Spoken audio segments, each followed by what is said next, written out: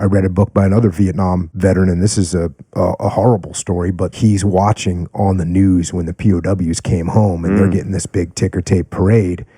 Well-deserved, of course, but here he is, alone in a hospital. Awful, awful story. And that story, as a matter of fact, I did a series of podcasts. And that's Plum, you said? No. So this is a guy named Lewis Puller. And what's interesting about Lewis Puller, and I did a series of podcasts, 3 podcasts.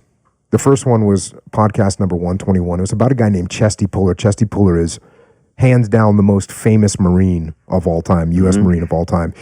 To this day, the Marine Corps has a mascot. It's a bulldog, and the bulldog's name is Chesty. Wow. Right now, they're on like Chesty 17 or something like that. Some of the Marines probably been eating some of the Chesties. I've seen some of those five Navy Crosses. This guy was just an incredible hero.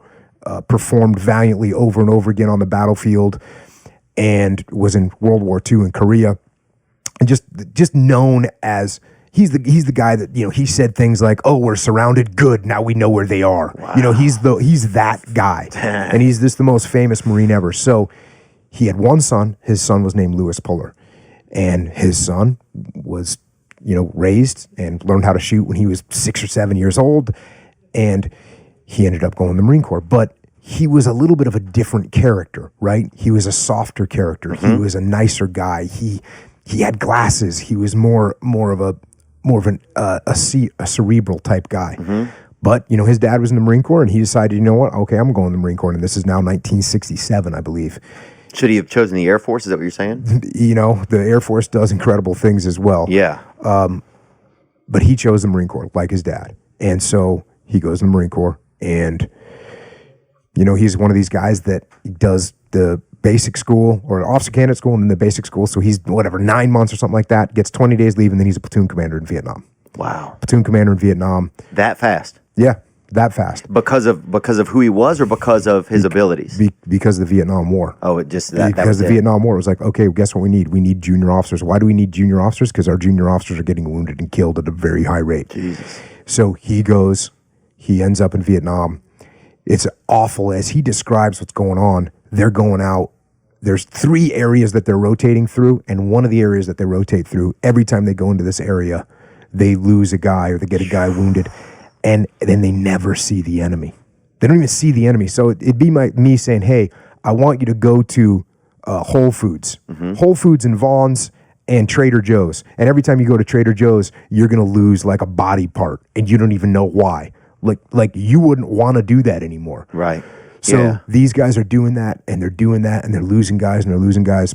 Like there's coochie tunnels under the produce or something. It's just, something like that, I guess. So eventually he ends up, they get in go on this big operation to try and clean out that area. He gets in contact with the enemy. He's running back to his guys, and as he's running back, he hits a booby track IED, and it just brutalizes him. Loses a leg, loses a other leg at the hip, and it loses a bunch of hands, and he's just a disaster. They don't think he's going to live. He holds on. He makes it back to America, and goes through his trials. And by the way, his wife was pregnant at the time, so he comes home. She has the baby, and he at one point in the book, as he's recovering, it takes years to recover, and they're giving him prosthetic, and the prosthetics that you can see when he's talking about the prosthetics, like the prosthetics we have now are much more advanced. This thing is like leather strapped around his torso, and he can only walk on flat surfaces, and finally he just can't do it. But he can't even wipe himself, right? He can't, because of the way his hands are deformed, and it's just awful. It's awful. And meanwhile, his dad was a hero. And his dad, when his dad sees him, like he's describing, his dad is just, his dad can't even talk. His dad is just streaming tears at his bedside when he sees him for the first time. It's horrible. And he makes it through this, right? He makes it through this, and he meanwhile gets addicted to the painkillers, gets addicted to the booze, goes down that whole spiral. Once he's kind of recovered, he kind of goes down this whole spiral. Finally sort of recovers from that. He runs for political office. With these handicaps and everything? Yep. Wow. He runs for political office as a Democrat. Sort of semi anti-war Democrat, and he did some interviews that got him some really negative press that he wasn't patriotic. I mean, here's a guy that gave, so much, and they're saying, oh, you don't love America. And he's running against a guy that had not gone to Vietnam, who's a Republican, a pro-Vietnam Republican guy that had his deferment, his draft deferment. He didn't go to Vietnam for whatever reason, whatever health problem he allegedly had. Right. He couldn't go to Vietnam, and he loses. So Lewis Puller loses to this guy, goes back down the spiral of alcohol and drugs. Finally, his wife's like, hey, we're done. Like, you need to fix yourself. You're done. Brings him to rehab, goes into rehab. He recovers. And while he's coming through his recovery, they're building the Vietnam Wall, right? The Vietnam Memorial Wall. And he starts to feel like, hey, they're gonna recognize us for what we did. They're gonna give us some credit for what we did. And they build that wall, and he's into it, right? And the book ends with him. They unveil the wall, and he's like feeling like, hey, we got ours now. We got our recognition. And that's kind of how the book ends, that he's going to write this book. And that's what the book that you're reading is. This book, it's called Fortunate Son by Lewis Puller.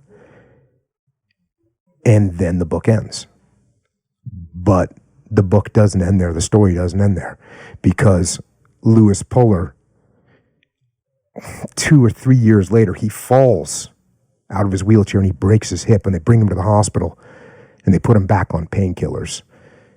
And he starts drinking again. And he kills himself. Oh. Yeah. And it's such a horrible story